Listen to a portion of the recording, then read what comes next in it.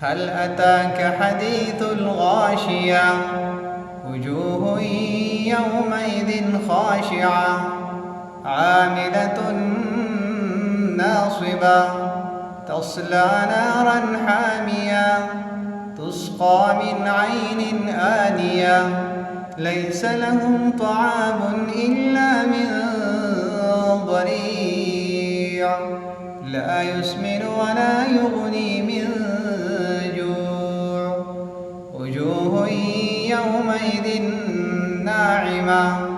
لسعيها راضية في جنة عالية لا تسمع فيها لاغية فيها عين جارية فيها سرر مرفوعة وأكواب موضوعة ونمارق مصفوفة وزرابي مبثوثة